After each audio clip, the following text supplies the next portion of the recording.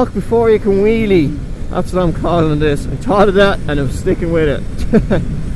So basically what I wanted to talk about is on your bike starting off small before you grow big. You know the term walk before you can crawl? Well, essentially that turned into bikes. I know a lot of countries, well, I'll say a lot of states, America like as a whole I think it is as well, you can get whatever you want for your first bike. There's no restrictions or no limits. The only real limit is, are you financially able to get it?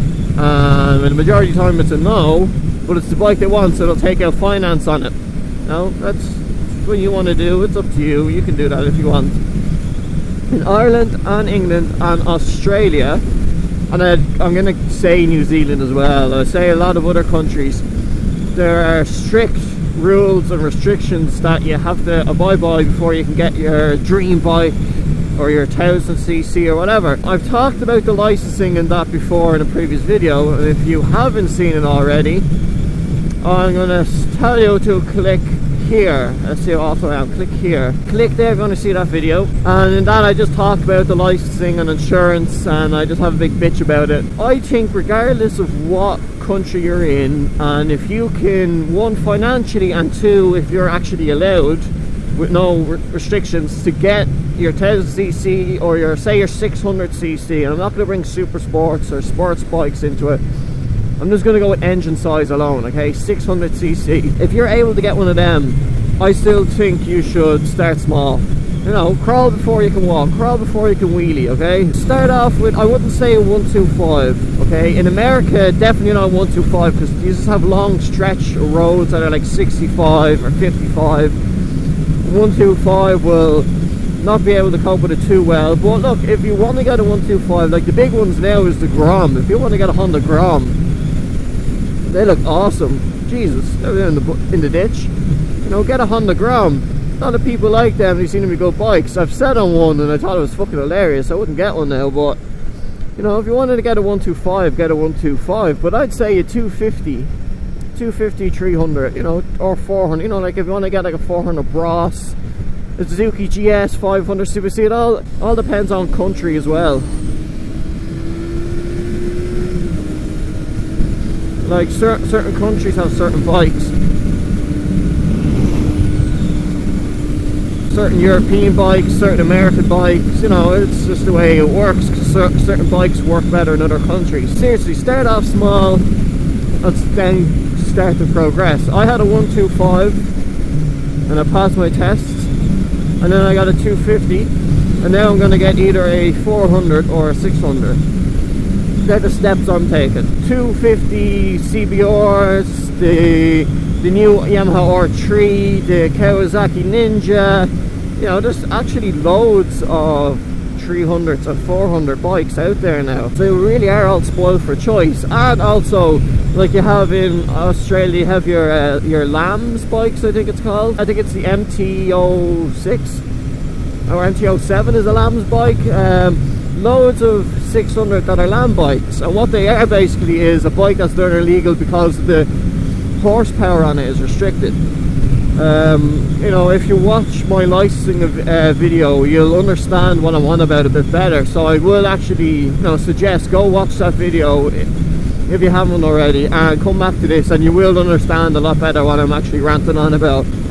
But you know, you see a lot of people in America, they start off with 600s or bigger, and you know, I'm not going to say all of them, the majority of them, you know, they crash, they wreck, because it's not because of their skill, okay? I'm not going to say, oh, you're just a bad rider. It's because in a 600, I'm in 6th gear on my little 250. On a 600, you do that, it's going to still go. You know, mine won't go. So much more power. Like the 600, like sports bikes, you know, they've 110 plus horsepower. You know, that's a lot of horsepower in a bike. This has 42 horsepower, I think. 40 something horsepower anyway. Perfect for a learner. The Ninja, I think the 250 Ninja has a bit less. I think the 300 has more. But you know, it's all up.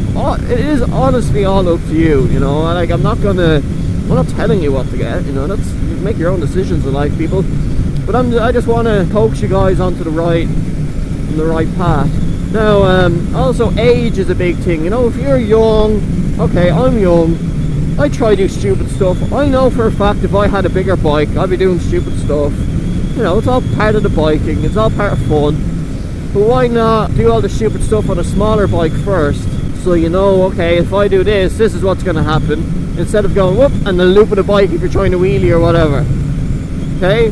You know, honestly, it is a bit common sense as well. Like, I'm not going to expect a 40-year-old or a 30-year-old first-time rider to be on a little 250 or 300, you know. I'd expect them to be on like maybe an SV 650, a Gladius 650, you know, certain bikes like them. I don't really expect people to first bike to go out is going to be a sports bike. You know, it's a bit mad. I think it's a bit mad, to be honest. So start small and work your way up. Learn what it's like to be on a bike, learn the power. When you get bored of that power on a 250, you know, go for a bigger bike then. If you can afford it, go for a bigger bike.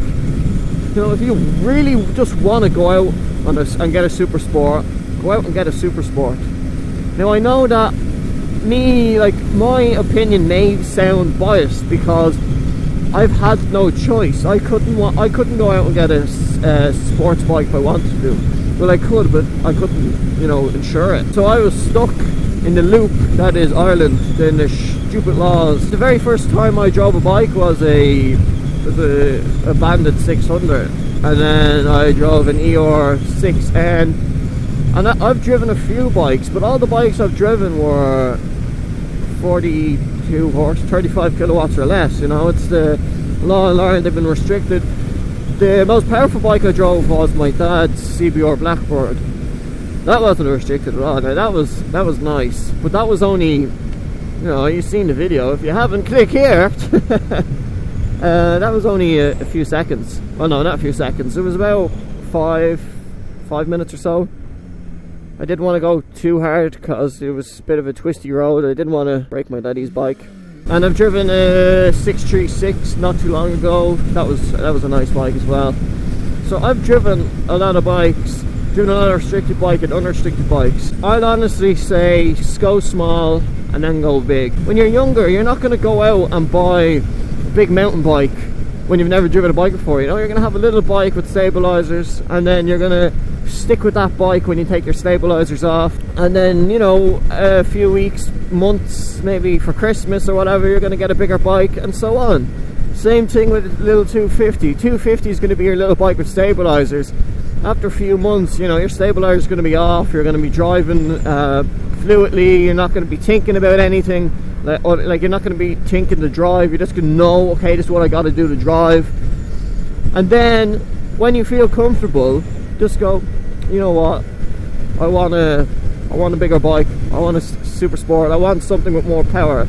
Then go get it. That's all I really wanted to talk about today. I just wanted to have a quick thing about that. It's just something that popped into my head. I wanted to voice my opinion. I wanted to tell you guys what I think. I wanted to educate you guys. That's the video. I'm going to leave it there. Let me know what your opinions are on the bigger bikes, smaller bike. Tell me what you guys think, because I know I'm only one voice in this big pond of motovlogging.